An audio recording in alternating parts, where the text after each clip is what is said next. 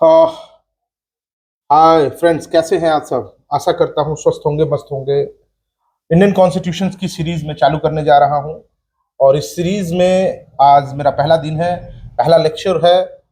इसमें हिस्ट्री मैं नहीं बताने वाला हूँ, ना ही वो कहाँ से और किस कैसे किन परिस्थितियों में कॉन्स्टिट्यूट हुआ, इन चीज़ों को नहीं बताऊंगा। एग्जैक्टली इंडियन कॉन्स्टिट्यूशन है क्या और इंडियन कॉन्स्टिट्यूशन के कंटेंट क्या है, उसे एक्सपेक्ट क्या है, इन चीज़ों पर डिस्कस करूंगा। ये ज़्यादा नॉलेजफुल वीडियो है उन विद्यार्थियों के लिए जो लॉ की फील्ड पढ़ाई कर रहे हैं, उन विद्यार्थियों के लिए भी जो लॉ की पढ़ाई कर चुके हैं, तैयारी कर रहे हैं, और उन अधिवक्ताओं के लिए भी जो honourable high court, supreme court and different different platform पर प्रैक्टिस कर रहे हैं, लोअर कोर्ट्स एंड मतलब even though practising advocates, students, and who complete a law degree and he is preparing for the judicial exams. Let's start. देखिए, किसी भी act को पढ़ने जाते हैं हम लोग, जैसे यही है सामने, ये पढ़ा है हमारे Indian the contempt of court act 1971। इस एक्ट को जब बीइंग ए स्टूडेंट हम खोलते हैं तो इसमें जब हम लोग पहली बार खोलते हैं तो जो इसका पहला सेक्शन होता है उसमें लिखा होता है शार्ट टाइटल एंड एक्सटेंट, मतलब ये कहाँ तक, ये इसका नाम क्या है और इसका क्षेत्राधिकार क्या है, इस चीजों के बारे में आर्टिकल सेक्शन 1 कहता है। जब इंडियन कॉन्स्टिट्यूशन पढ़ते हैं तो इसमें एक चीज मिसिंग होती है। टेरिटरी के बारे में तो बात करता है आर्टिकल 1, लेकिन वो उसका नाम इंडियन कॉन्स्टिट्यूशन है, ये कहाँ है, इस चीज को नहीं दर्शाता है। तो हम इन चीजों को कंपाइल करके, इन चीजों को समाहित करके एक साथ इकट्ठे चालू करते हैं।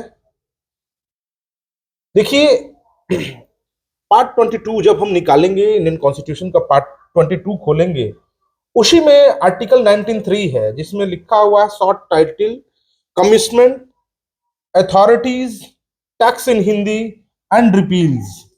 ये 3-4 कॉन्सेप्ट जो है डील किए गए हैं। ये तो सबसे पहले हम आर्टिकल 93 पढ़ेंगे। इस पुस्तक इंडियन कॉन्स्टिट्यूशन है और इस पुस्तक को पढ़ने के लिए सबसे पहले अगर हमें किसी इंडियन कॉन्स्टिट्यूशन ये है, इस बात को कहाँ बताया गया है, तो वो आर्टिकल 19(3) है। कंटेंट में पढ़ रहा हूँ, इंटरप्रिटेशन भी करूंगा, डिटेल में एनालिसिस भी करूंगा, समझाऊंगा भाई कंटेंट वाइज, और एक एक चीज, एक एक वर्ड अगर कंफ्यूजन है तो कमेंट में आप डालेंगे, उनकी डिटेल वीडियो बनाऊंगा और मैं बताऊंगा आपको। तो देखिए, 393 शॉर्ट टाइटल के बारे में डिस्कस करता है। क्या है भाई? This constitution may be called the constitution of India. May be called, संभवतः यह भारतीय संविधान के, ये भी श्योर बात नहीं कह रहा है, इसके पीछे एक एक्सपेक्ट छुपा हुआ है कि इसका नाम अल्टर हो सकता है। कॉन्स्टिट्यूशन इंडिया की जगह पे कॉन्स्टिट्यूशन ऑफ भारत हो सकता है, ये इसमें एक्सपेक्ट है, इसमें जगह है। भारत का संविधान, हिंदुस्तान का संविधान भी इसको संबोधित कर सकते हैं। लेकिन अगर इंडियन कॉन्स्टिट्यूशंस के बारे में अगर कहीं कि क्या इस पुस्तक का क्या नाम होगा, क्या इसको कहेंगे, तो वो है आर्टिकल 93, और वह डिटरमाइन करता है कि this book is Indian constitutions, may be Indian constitution, संभवतः यह इंडियन कॉन्स्टिट्यूशन है या भारतीय संविधान हो सकता है, या डिफरेंट एक्सपेक्ट है। कमिटमेंट बता रहा है कब से लागू हुआ। दिस आर्टिकल एंड आर्टिकल्स 5, 6, 7, 8, 9, 16, 324, 366, 367, 379, 380, 388, 391, 392 और 393 shall come into force at once, at the remaining provisions of this constitution shall be came into force on the 26th day of 1915, which is may be referred to in the constitution's commencement of Indian constitutions. इन चीजों को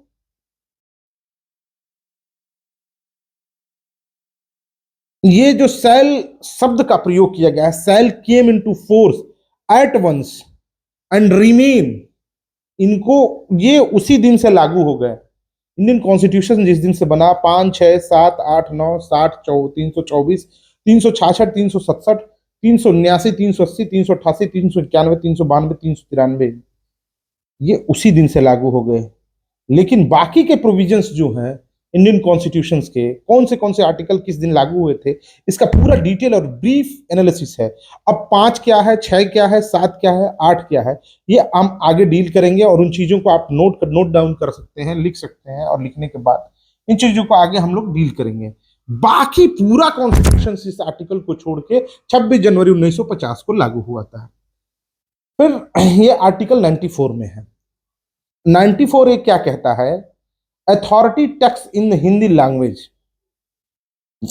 the president shall cause to be publish under his authority the translations a at 94A subclass A, the translations of constitutions in the Hindi language signed by the member of Constitution Assembly with the such modification as may be necessary to bring it conformity with the language, style, and terminology adopted in the authority text of Central Act in the Hindi language and incorporating therein all amendments of the constitution made before such publications. B क्या कहता है, the translations of Hindi language every amendment of the constitution made in the English language.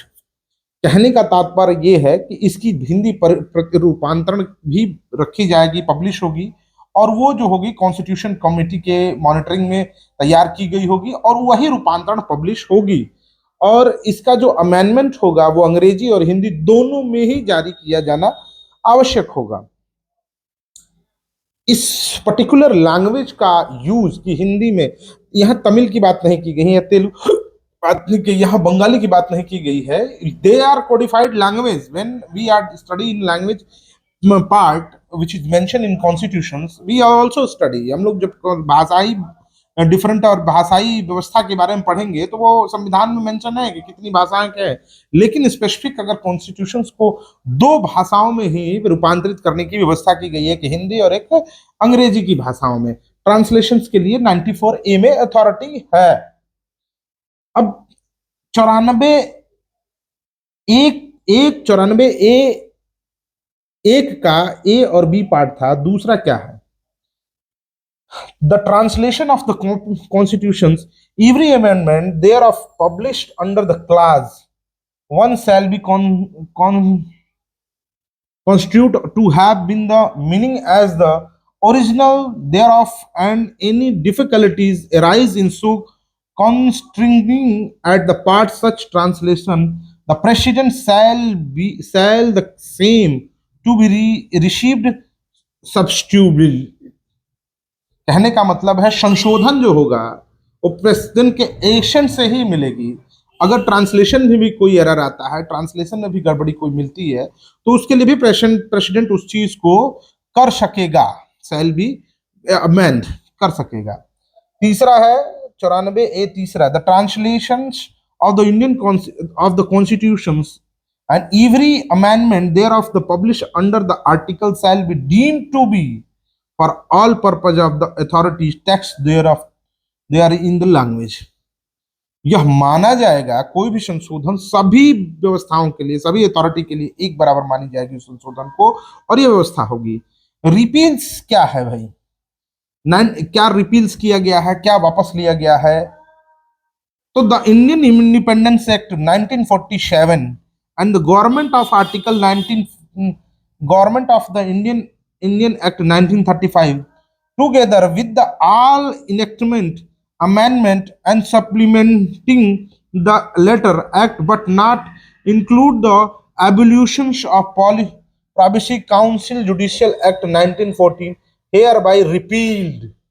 अब लोग कहते हैं ना Indian independence act जो है क्या है, ये है, सबको रिपील कर लिया गया है, वापस ले लिया गया है, और यही 394 है, 395 जो हमारे इंडियन कॉन्स्टिट्यूशन की मूल इनेक्टमेंट है, मूल धाराएं हैं, मूल संशोधन या मूल आर्टिकल्स है, वो 395 है। अमेंडमेंट होके आर्टिकल्स की संख्या इंक्रीज हो चुकी है, जैसे यहाँ जैसे 94 है, जैसे 94 में भी अमेंडमेंट करके 94 का अमेंडमेंट कब है, ये अमेंडमेंट है 1987 का, और 94 का अमेंडमेंट करके इन चीजों को वो हिंदी लैंग्वेज को authority to text in Hindi language 19 in मूल कॉन्स्टिट्यूशंस के पार्ट नहीं थे जब ये बना था। मूल कॉन्स्टिट्यूशंस में 1987 में अमेंड करके और इस चीज को ऐड किया गया और ऐड करके बताया गया कि इंडियन कॉन्स्टिट्यूशंस का भी हिंदी रूपांतरण किया जाए, क्योंकि मूल प्रति जो थी वो अंग्रेजी में तैयार की गई थी और अंग्रेजी का रूपांतरण हिंदी में करने की अथॉरिटी 1987 में 9/12/1987 को दिया गया था। और ये 15 अमेंडमेंट है, 58वां अमेंडमेंट है। और उसके सेक्शन 3 में इन चीज को मेंशन की अमेंडमेंट पढ़ेंगे जब आप, तो 1958वां अमेंडमेंट के तीसरे सेक्शंस में आप पढ़ेंगे तो ये मिलेगा कि इंडियन कॉन्स्टिट्यूशन के सेक्शन 394 को अमेंड करके ट्रांसलेटिव वर्जन क्रिएट करने का, हिंदी में ट्रांसलेटिव वर्जन क्रिएट करने की कोशिश की गई है। कोशिश ही नहीं, एक पूर्णतः सार्थक प्रयास किया गया है, क्योंकि भारत में बहुतेरे प्रचलित भाषा के रूप में, मान्यता प्राप्त भाषा के रूप में जो प्रचलन में है वो हिंदी भाषा है और कॉमनली एक्सेस है। तो इस चीज में ट्रांसलेशन करने की कोशिश, क्या रिपील किया गया है, मूल एक्ट में ही था, उसमें कोई अमेंडमेंट नहीं है। जिसमें इंडियन इंडिपेंडेंट एक्ट 1947, भारतीय स्वतंत्रता अधिनियम 1947 को वापस ले लिया गया है। इंडियन चार्टर एक्ट था, गवर्नमेंट इंडियन एक्ट 19 जो 1935 चार्टर एक्ट रहा वो वापस है। Privy council jurisdictions act 1914 hereby repeal, जो प्रीवी काउंसिल का जुरिडिक्शंस था वो चीज को रिपील कर दिया गया है। तो ये चीजें वापस करके भारत को भारतीयता से जोड़ने का प्रयास किया गया है। ये रहा शॉर्ट टाइटल के बारे में हमने पढ़ा, रिपील्स पढ़ा। अब थोड़ा सी टेरिटरी के बारे में पढ़ते हैं जो पार्ट 1 में डिस्कस किया गया है, उसको हम ले चलेंगे। हम आर्टिकल 3 तक आज पढ़ेंगे। अभी 3 आर्टिकल हमने डील किए। हर सेक्शंस में 15 मिनट की वीडियो बनाने की कोशिश करूंगा, 15 से 16 मिनट की, और उसमें 6 से 7 आर्टिकल डील करेंगे विद ब्रीफ। अब देखिए, फर्स्ट आर्टिकल कहता, name and territory of the union India that the Bharat shall be union of the state. India that is Bharat shall be a union of the state. इस पे से बहुत discussion चल रहा है, इस पे बहुत कोलैबोरल ह्यूज डिस्कशन चल रहा है सोसाइटी में। तो इन चीजों को आप देख सकते हैं। इसमें लिखा गया है India that Bharat that India नहीं, India that Bharat means the India Bharat है। बात एक ही है, लेकिन कहने की शैली ये है कि मेरी माँ को अगर माँ कहा जाए तो बहुत अच्छा लगेगा। अगर मैं ये कहूँ कि पिताजी की वाइफ, तो ये अनइथिकल और अनरिकॉग्नाइज है सोसाइटी में। उसी तरह के थॉट है, उसी तरह का प्रोसेस है कि India that's is Bharat shall of union state, Bharat संघों का राज्य है। इस चीज को कहा गया कि चूंकि भारत में कई राज्य हैं और राज्यों का एक संगठन ही भारत को कहा जाता है। इंडिपेंडेंट कोई भारत नाम की टेरिटरी नहीं है, लेकिन भारत एक संघीय राज्य है जिसमें बहुत सारे राज्य को समाहित करके भारत देश का सृजन होता है, संपूर्ण होता है, भारत निर्माण होता है। अब हम बात करेंगे the state of the territory thereof shall be specified in the first schedule. अब फर्स्ट शेड्यूल की बात की जा रही है। फर्स्ट शेड्यूल में क्या है, इन चीजों को मैं निकाल रहा हूं। ये और तीसरा जो है, पहले आर्टिकल्स को पूरा कंप्लीट डील करके चलते हैं, वहीं शेड्यूल पे ही चलेंगे। शेड्यूल को डिस्कस करना जरूरी है और इसके साथ साथ डिस्कस करना जरूरी है, ताकि आपका ब्रॉड एक्सप्लेनेशन मिले, एक एक्सपेक्ट खुले, एक नॉलेजफुल रास्ता खुले, जिससे आप उस चीजों को डिटेल में समझ सके, कहीं भी लेक एंड लेकुनाज ना रहे। The territory of India shall be comprise that 3 में लिखा गया है, आर्टिकल 1(3) में लिखा गया है, A the territory of state, B the union territory specified in first schedule, and C the such territories may be acquired. ये 3 बात लिखी गई है। स्टेट की क्या टेरिटरी है, कौन सी स्टेट की कहाँ की टेरिटरी है, जो फर्स्ट शेड्यूल में बताया गया है कि भारत की परिक्षेत्र क्या है, भारत राज्य की परिक्षेत्र क्या है, और कौन से चीजों को भारत में जोड़ा गया है, वो आर्टिकल 1(3)(c) में बताया गया है। अब चलते हैं शेड्यूल पे। फर्स्ट शेड्यूल निकालते हैं। अगर आप लोगों ने पुस्तक रखा है तो पुस्तक निकाल लीजिएगा, बुक्स रखे हैं। When you have a book, you open it your big books अब स्टेट्स के बारे में देखिए, द फर्स्ट स्टेट्स, देखिए आंध्र प्रदेश, क्या इसकी टेरिटरी होगी, क्या है, उसको स्पेसिफाइड किया गया है। सेकंड में है आसम बिहार, गुजरात, केरला, मध्य प्रदेश, तमिलनाडु, महाराष्ट्र, कर्नाटका, उड़ीसा, पंजाब, राजस्थान, उत्तर प्रदेश, वेस्ट बंगाल, नागालैंड, हरियाणा, हिमाचल प्रदेश। ये ये टेरिटरी के बारे में बताया गया, कब इनका कॉन्स्टिट्यूशन हुआ, कैसे बने, कैसे एक्सटेंड हुए, और बहुत सारे अमेंडमेंट आए हैं, जैसे उत्तर प्रदेश कब उत्तर प्रदेश बना, हरियाणा कब हरियाणा बना, कब उनमें बाउंड्री एक्सटेंड हुई, क्या बाउंड्री खींची गई, कैसे खींची गई, वो सारा डिटेल ब्रीफ में फर्स्ट शेड्यूल आप पढ़ेंगे, एक एक चीज तो वो मिलेगा। अब हम लोग डील करेंगे आर्टिकल 2, क्योंकि हमें आर्टिकल 3 तक पहुंचना है। ऑलरेडी वीडियो जो हमारी 16 मिनट की हो चुकी है, और मैं नहीं चाहता हूं कि बहुत लेंदी हो और बहुत हैवी कंटेंट हो जाए। एडमिशन और एस्टेब्लिशमेंट ऑफ न्यू स्टेट्स, किसी राज्य को स्वीकार करना और नए राज्यों के गठन के बारे में बात कर रहा है। इसका मतलब द पार्लियामेंट्री में be law admitted to into in the union और एस्टेब्लिश अ न्यू स्टेट और on such terms and condition as it think fits. जो स्टेट्स को, जो कि सेंट्रल को अच्छा लगेगा, उस हिसाब से किसी राज्य को अपने राज्य में मिला भी सकती है, किसी देश की टेरिटरी को अपने में मिला भी सकती है, और किसी राज्य का खंडन, विघटन या समायोजन भी करने की शक्ति रखती है। केवल विघटन ही नहीं, समायोजन भी कर सकती है, राज्यों को आपस में मिला भी सकती है और तोड़ भी सकती है। यह अधिकार आर्टिकल 2 में दिया गया है। Article 2A, Sikkim to be associated with the union, ये रिपील कर दिया गया है, repeal by the constitution of 36th amendment, 19 act 1975 में, 1924/4/1975 को इसको रिपील कर दिया गया है। फॉर्मेशन ऑफ न्यू स्टेट जो है, तो आर्टिकल 3 में बताता है how to format new state. इसमें formation of new state and alterations, alteration मतलब किसी राज्य से किसी जिले को जोड़ना और किसी राज्य से किसी जिले को घटाना भी हो सकता है।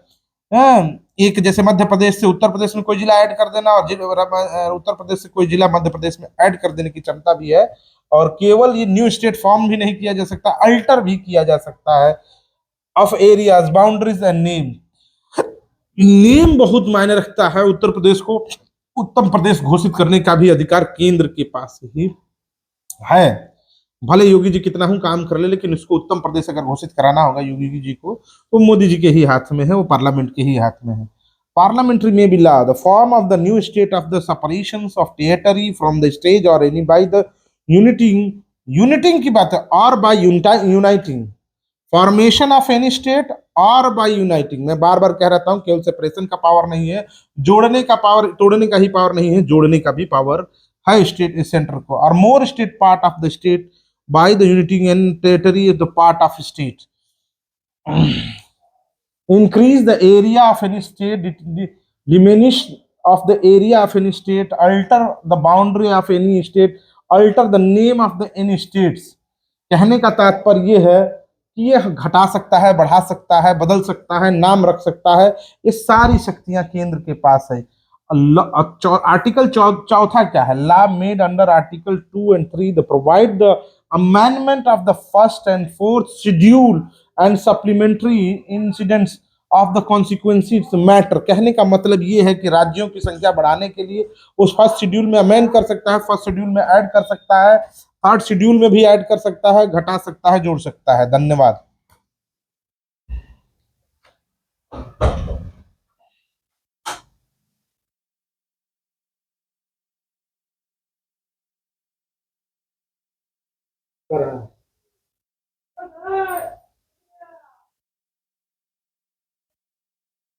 खत्म।